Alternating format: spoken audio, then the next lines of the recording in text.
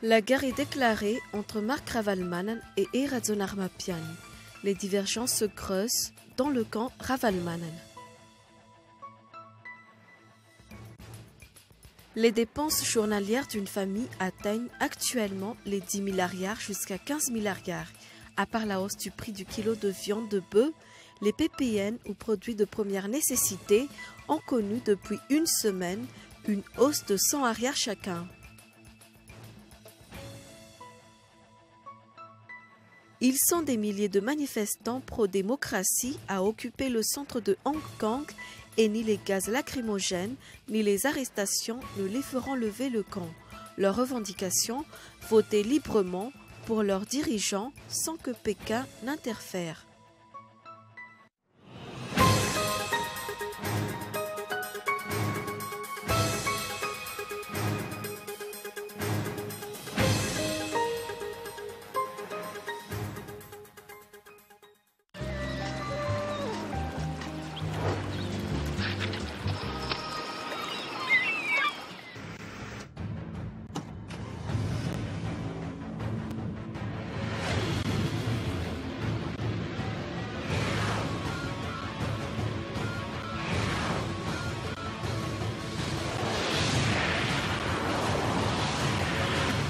Avec Premium by Jevena, roulez plus, dépensez moins. Puissance, fiabilité, confort, économie. Nouveau, taux de soufre réduit dans notre gasoil. Jevena, le plein d'énergie.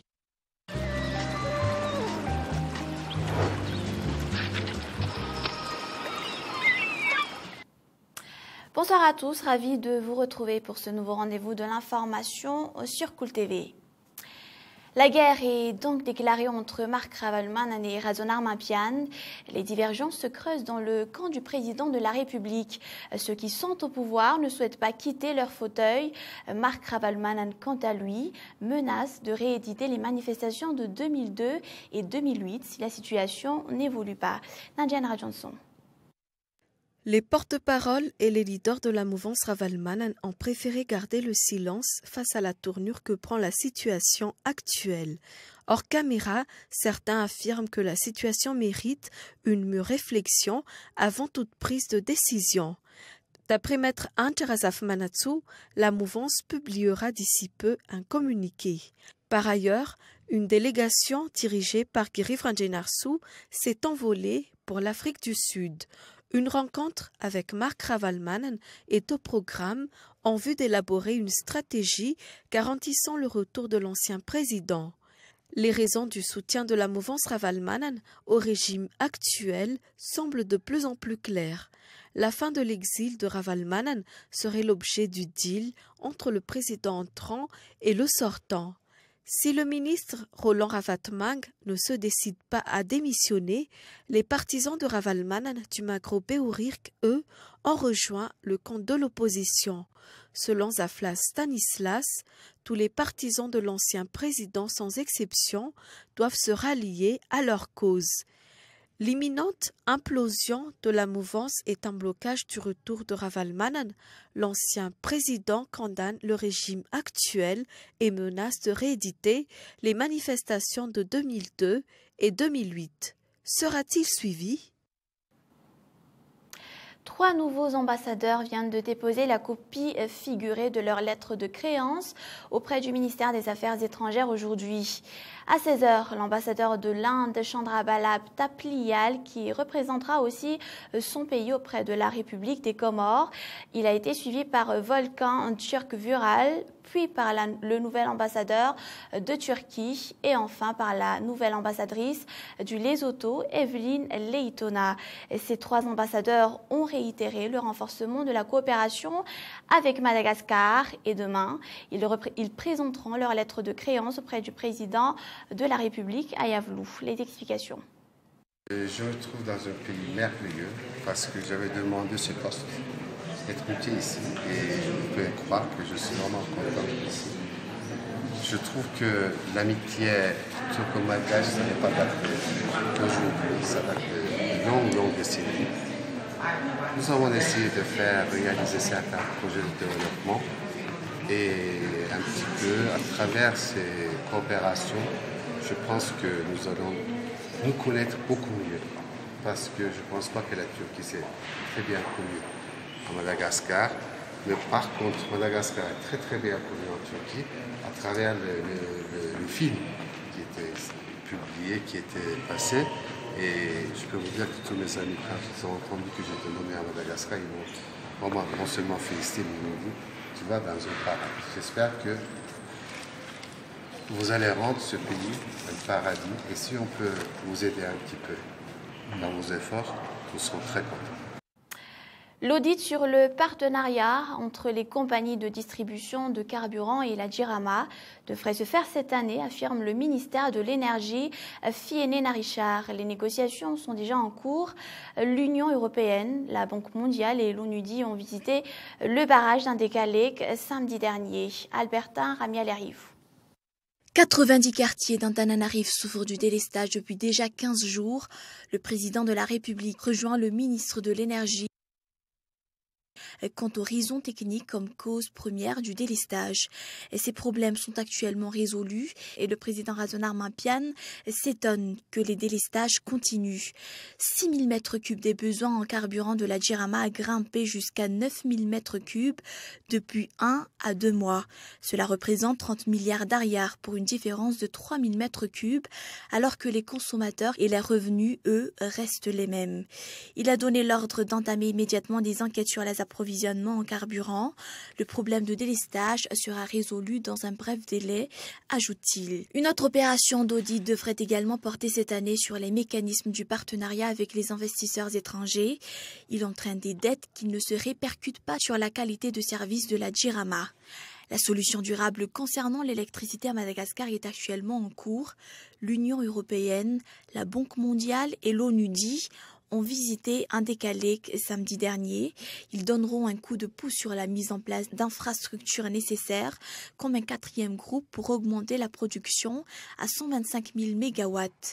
Donc nous, en tant qu'Union européenne, on regarde donc, on essaie de soutenir le gouvernement et particulièrement le ministre de l'Énergie pour travailler sur une stratégie sectorielle. Et nous-mêmes, comme vous le savez, on est dans un stade de programmation pour notre 11e FED. Et on va voir, de toute façon, on est très intéressé par l'électrification rurale et par l'hydroélectricité, car c'est vraiment l'avenir du pays par rapport au thermique, en termes de coûts, en termes d'efficacité. Madagascar a 300 chutes d'eau exploitables. Seules 9 sont exploitées et produisent de l'électricité. L'enquête sur Indekalek sera achevée avant la fin du mois de septembre. Les responsables de la Banque mondiale concernant les financements ou BEI arriveront à Madagascar en 2015 pour Indekalek. Si la mise en place d'un 4e groupe a été suspendue en 2012, le projet est actualisé. Les dépenses journalières d'une famille atteignent actuellement les 10 000 ariars jusqu'à 15 000 ariars. À part la hausse du prix du kilo de viande de bœuf, les PPN aux produits de première nécessité ont connu depuis une semaine une hausse de 100 ariars chacun. Une hausse qui risque d'être continue en raison de la vérité de prix inévitable en 2015. Michel Aranardson. Les mères de famille se plaignent.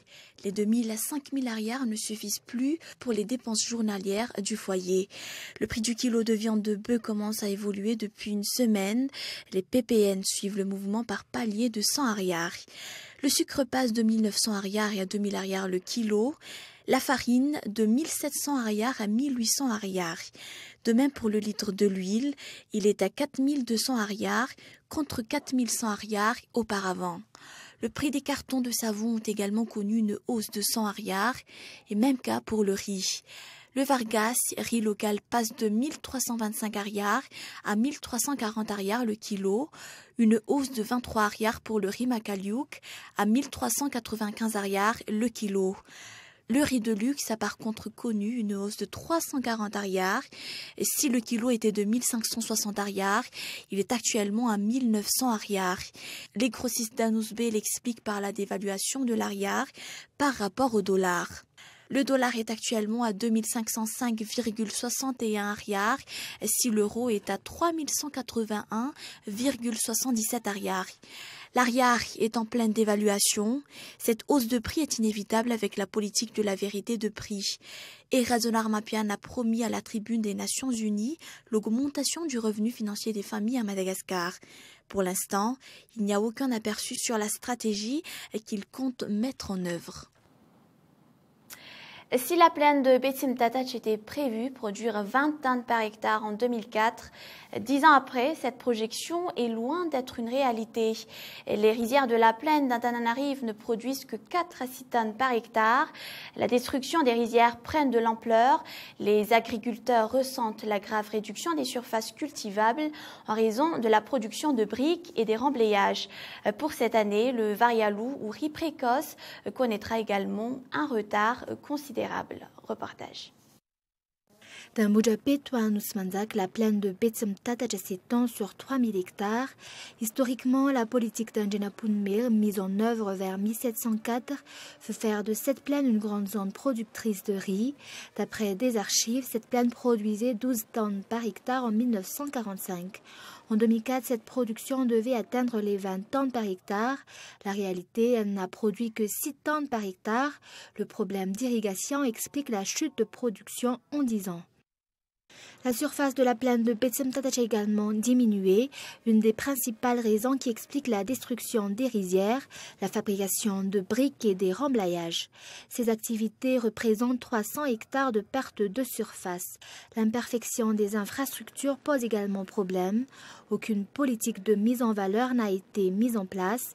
En se référant aux projections en 2004, la plaine peut subvenir aux besoins des habitants d'Antananarive. La population rurale gagne moins de 2 milliards par jour, estime MR. La semaine dernière, 1 millier d'agriculteurs ont bénéficié d'une remise sur le prix de semences, engrais et les fournitures scolaires à l'initiative de l'association Veivav Malagas Miaramienk. Les communes de Talatanvulnun, Chialarbi, Anabatumank, Akadnadjin ou encore Maïtz étaient les principaux bénéficiaires. Reportage. En milieu rural, la population perçoit moins de $1 par jour. À Madagascar, les agriculteurs sont les plus touchés par une situation de précarité. Pour la commune de Talatanvulnunj, les 28 Fougtan comptent jusqu'à 24 000 habitants. La vente directe des produits agricoles est leur principale source de revenus. À la veille de la rentrée scolaire, ces familles font face à une grande difficulté pour l'achat des fournitures scolaires. Pour leur venir en aide, l'association Veivav Malagas Miaramienk a organisé des ventes à prix réduit. Et à toutes les femmes de Malagas Miaramienk qui nous aident pour rentrer nos enfants parce que le prix de votre fourniture ici, il a une baisse que le vendeur ici au marché.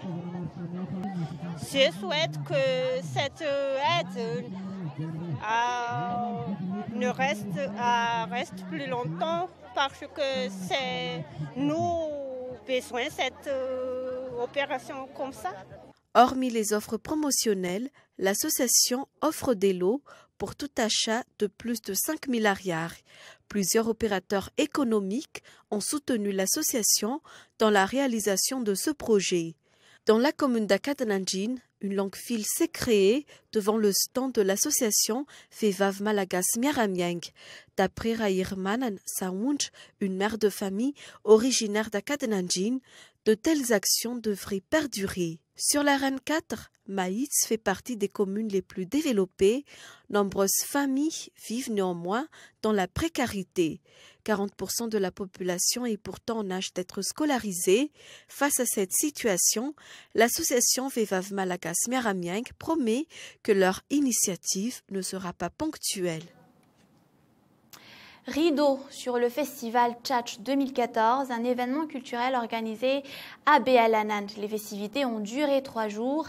Elles ont été marquées par diverses expositions et animations mettant en valeur la culture de la région de Sofia. Des hautes personnalités ont honoré de leur présence. Regardez les images.